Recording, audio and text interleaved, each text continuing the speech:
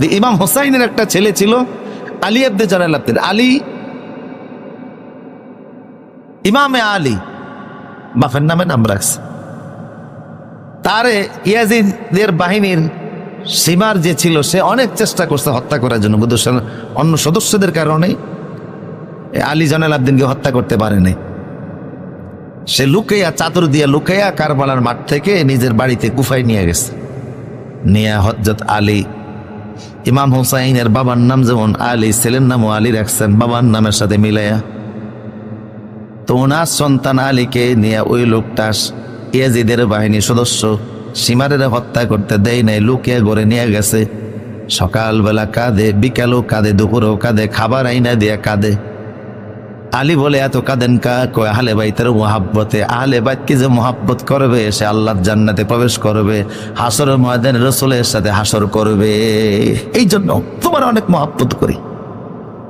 এই জন্য দেখো না, সেনাবাহিনীর সদস্যদের থেকে লুকাইয়া তোমারে ঘরে নিয়ে আসছে, আমি খাবার রান্না করে তোমারে দেই, তুমি এখানে থাকো, এখানে খাও, এখানেই পড়ো, তোমার কোনো অসুবিধা নাই, আমার জীবন যাবে তারপরও তোমার উপর কোনো ক্ষতি হতে।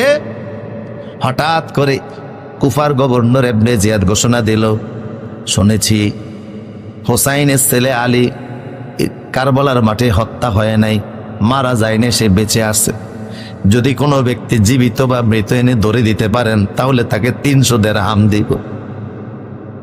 এই কথা এই লোকের কানে আসছে, কিরে আরে এই ছেলে তো আমার ঘরে আছে, ওরে নিয়ে দিতে পারলে 300 দিরহাম দিবে। ঘরে দৌড় দিয়ে আইসা আলীকে বাধা শুরু করছে।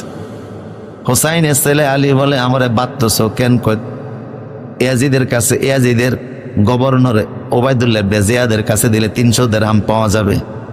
কয় তুমি না আমার জন্য সকালে বিকাল কাঁদছো? কয় কাঁদছি ইমানের মায়ায়, আর এখন তোমারে তুইলা দিতেছি টাকার মায়ায়। তোমার এরাতে দিলে 300 দিরহাম পাওয়া যাবে। কাঁদতেছি চোখের পানি ইসলামের জন্য, আর টাকা পয়সা ক্ষমতা যা আছে সব এজিদের জন্য।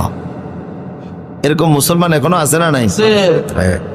ইসলামের জন্য অনেক মায়া, খুব মহাব্বত, কিন্তু ইসলাম বিজয়ের জন্য যখন আসে তখন আর পছন্দ করে না। আল্লাহর রাজ কোরআনের দিন প্রতিষ্ঠার জন্য যখন আওয়াজ আসে তখন আর ইসলামের সাথে নাই, ইসলামের পক্ষে নাই। এরকম মুসলমান আছে না নাই? অস্ত্র, টাকা পয়সা এজিদের জন্য, মায়া মোহাব্বত, চোখের পানি হোসাইনের জন্য। এই টাইপের মুসলমান আগেও ছিল, এখনো আছে, দুনিয়া লোভী মুসলমান। এদের থেকে ইসলাম পানা চাইছে। এরা যখন পৃথিবীতে ভরে যাবে মনে করতে হবে কিয়ামত চলে গেছে, না খুব কাছাকাছি আছে? অনেক কাছাকাছি চলে আসছে, আইসেই গেছে।